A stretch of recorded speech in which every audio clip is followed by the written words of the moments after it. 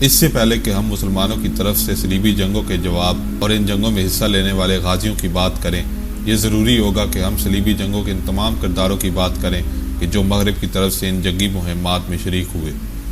صلیبی جنگوں کی آڑ میں مسلمانوں کے خلاف مختلف طاقتور گروہ اپنے اپنے مقاصد کے حصول کی غرض سے اکٹھے ہو گئے تھے۔ مغرب کی طرف سے جو اتحاد صلیبی جنگوں کے لیے بنا، اس کا ایک فریق بازنطینی سلطنت بھی تھا۔ بازنطینی سلطنت پچھلے کئی سو سال سے مسلمانوں سے بری طرح مار کھا چکی تھی، اور اب یہ بات واضح ہو چکی تھی کہ یہ تنہا مسلمانوں کا مقابلہ کرنے کی سکت نہیں رکھتی۔ سلجوق سلطان عرب ارسلان نے 1071 عیسوی میں مینزیکنڈ کی جنگ میں بازنطینی سلطنت کو جو اپنا ناز شکست دی، جس کے نتیجے میں بازنطینی حکمران کو بھی گرفتار کر لیا گیا، وہ عیسائیوں کے لیے انتہائی ذلت امیز بات تھی، اور اب وہ یہ خوف محسوس کر رہے تھے کہ مسلمان کونیا کے شہر کو اپنا مرکز بنانے کے بعد اب قسطنطنیہ کی جانب بڑھیں گے۔ اگر مسلمان قسطنطنیہ فتح کر لیتے ہیں تو یہ بازنطینی سلطنت کی حتمی موت ہوتی ہے۔ اسی خوف کے تحت بازنطینیوں نے پوری عیسائی دنیا میں یہ واویلا کرنا شروع کر دیا کہ بازنطینی سلطنت اور عیسائی دنیا کو مسلمانوں سے خطرہ لاحق ہے، اور اس کے لیے عیسائی دنیا کو اپنی حفاظت کے لیے متحد ہونا ہوگا۔ ان کا مقصد یہ تھا کہ باقی عیسائی دنیا سے مدد لے کر مسلمانوں کو اپنے مشرقی علاقوں، جن پر سلجوق سلطانوں نے قبضہ کر لیا تھا، سے باہر نکال کریں اور اپنی مشرقی سرحدوں کی حفاظت بنائیں۔ اس جنگ سے بازنطینی حکمرانوں کا یہی مقصد وابستہ تھا، لیکن انہیں اس بات کا اندازہ نہ تھا کہ صرف عیسائی دنیا کی مشرقی سرحدوں کی حفاظت کے لیے لڑی جانے والی یہ جنگ آنے والے 250 سالوں پر محیط ہو جائے گی، اور اس جنگ کے نتیجے میں لگ بھگ 1.5 کروڑ انسان متاثر ہوں گے، اور آنے والی صدیوں تک اس کے اثرات مرتب ہوتے رہیں گے۔ مشرقی یورپ اور قسطنطنیہ میں اس جنگ کے شروع ہونے سے پہلے ہی مغربی یورپ میں مسلمان اور عیسائیوں کے درمیان تصادم جاری رہا۔ اندلس پہلے ہی تقریباً 300 برس سے مسلمانوں کے قبضے میں تھا، اور مغربی یورپ میں یوسف بن تاشفین نے جنگ زلاقہ میں عیسائیوں کو جو عبرتناک شکست دی، اس کے نتیجے میں جزیرہ نما آئیبیریا بھی مسلمانوں کے قبضے میں آ گیا، اور اندلس پر مسلمانوں کی حکومت ایک بار پھر مستحکم ہو گئی۔ اس شکست سے عیسائی آتش انتقام میں جلس اٹھے۔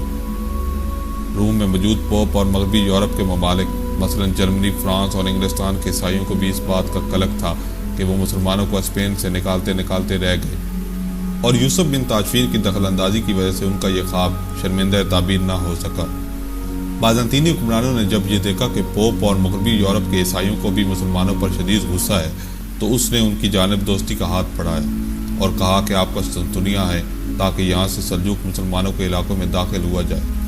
بازنطینی حکمرانوں کو اس بات سے کوئی دلچسپی نہ تھی کہ اسپین سے مسلمان نکالے جاتے ہیں یا نہیں، ان کی دلچسپی صرف اپنی سلطنت کی حفاظت تک محدود تھی۔ یہی وجہ تھی کہ اس نے ان تمام حکمرانوں کو جو مسلمانوں سے جنگ میں دلچسپی رکھتے تھے، قسطنطنیہ آنے کی دعوت دی اور کہا کہ ہم آپ کو ایشیائی کوچک میں داخل ہونے کے لیے قسطنطنیہ سے راستہ دیں گے۔ موجودہ ترکی کے تمام ایشیائی علاقے جو کہ آبنائے باسفورس کے مشرق میں واقع ہیں، اس وقت تک مسلمان سلجوق سلطنت کے قبضے میں آ چکے تھے، اور کونیا کا مشہور شہر اس مضبوط سلجوق سلطنت کا دارالحکومت بن چکا تھا۔ آنے والے وقتوں میں اسی کونیا میں مولانا جلال الدین رومی رحمۃ اللہ علیہ اور شمس تبریز رحمۃ اللہ علیہ تشریف لائے، اور ان کی وجہ سے آج بھی یہ شہر پوری دنیا کے لیے ایک روحانی کشش رکھتا ہے۔ یہاں یہ بات قابل غور ہے کہ مسلمانوں کے تمام مقدس مقامات یعنی مکہ مکرمہ، مدینہ منورہ اور بیت المقدس مڈل ایسٹ میں ہی واقع ہیں۔ یہی وجہ ہے کہ مسلمانوں کو کبھی یورپ کی جانب سفر کرنے کی ضرورت ہی پیش نہ آئی۔ علاوہ ازیں یورپ اس وقت تاریک دور میں تھا، اور وہاں جو بھی ترقی اور تعلیم کی طرف قدم اٹھاتا اسے جادوگر کہہ کر زندہ جلا دیا جاتا۔ فرانس اور انگلستان کی گلیوں میں کیچڑ اور غلاظت کی وجہ سے چلنا دو پر ہو جاتا۔ طاعون جیسی بیماریاں عام تھیں۔ حقیقی معنوں میں وہ وحشی اور درندوں کی مانند زندگی بسر کر رہے تھے۔ ایسی صورتحال میں وہاں مسلمانوں کی نہ تو کوئی تجارتی مفادات تھے اور نہ ہی مذہبی مقاصد، لہذا مسلمان سیاحت یا تجارت کے لیے یورپ جانے میں قطعاً دلچسپی نہ رکھتے۔ اس کے برعکس یورپ کے جن علاقوں پر مسلمانوں نے قبضہ کر لیا تھا، مثلاً اسپین، وہاں ایک شاندار تہذیب قائم تھی۔ غرناطہ اور قرطبہ پوری دنیا کے علمی، تجارتی اور تہذیبی مراکز تھے۔ دوسری جانب عیسائیوں کے تمام مذہبی اور مقدس مقامات مسلمانوں کے علاقے میں تھے۔ بیت المقدس عیسائیوں کے لیے بھی مقدس جگہ ہے، کیونکہ یہاں حضرت عیسیٰ علیہ السلام کی پیدائش ہوئی تھی۔ حضرت عمر رضی اللہ تعالیٰ عنہ کے دور میں مسلمانوں نے پہلی مرتبہ بیت المقدس کو فتح کیا تھا۔ تب سے لے کر 1098 عیسوی تک یہ مسلمانوں کے قبضے میں رہا۔ اسپین میں شکست کے بعد عیسائیوں میں آتش انتقام بھڑک رہی تھی، اور ساتھ میں یہ حسرت بھی سینوں میں سلگ رہی تھی کہ بیت المقدس کو مسلمانوں کے قبضے سے واپس لیا جائے۔ پوپ اربن دوم نے اپنے پادریوں اور راہبوں کو پورے یورپ میں پھیلا دیا۔ انہوں نے نفسیاتی جنگ کے ذریعے اشتعال انگیزی پھیلائی اور یہ جھوٹا پروپیگنڈا کیا کہ بیت المقدس میں عیسائیوں کے ساتھ بہت ظلم روا رکھا جا رہا ہے، جبکہ حقیقت یہ تھی کہ حضرت عمر رضی اللہ تعالیٰ عنہ کے دور سے لے کر صلیبی جنگوں کے آغاز تک بیت المقدس میں کسی بھی عیسائی کو نہ تو قتل کیا گیا اور نہ ہی ظلم کیا گیا۔ عیسائی اور یہودی کئی سو برس تک مسلمانوں کے زیر سایہ اتنے امن و سکون سے رہے کہ کہیں بھی مذہبی تعصب کی کوئی ایک مثال بھی نہیں ملتی۔ ان برسوں میں مسلمانوں نے عیسائیوں کے ساتھ رواداری کی وہ اعلیٰ مثال قائم کی کہ جسے دنیا آج تک یاد رکھتی ہے۔ پیٹر نام کے ایک راہب نے یورپ میں جگہ جگہ ایسی جنونی تقریریں کی کہ جن میں مذہبی تعصب، جنون اور لوگوں کو بھڑکانے کے تمام اسباب موجود تھے۔ یوں پورے یورپ میں مذہبی جنون کی آگ بھڑکا دی گئی۔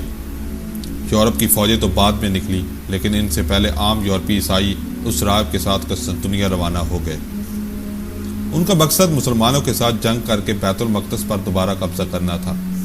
یہ عسکری اعتبار سے غیر تربیت یافتہ، جذباتی اور نہتھے عیسائی صرف اس لیے اپنے گھر بار چھوڑ کر راہب پیٹر کے ساتھ چل پڑے کہ ان کے مذہبی جذبات کو بھڑکا دیا گیا تھا، اور ان کے اس جنگ میں حصہ لینے کے نتیجے میں جنت کی بشارت بھی دی گئی۔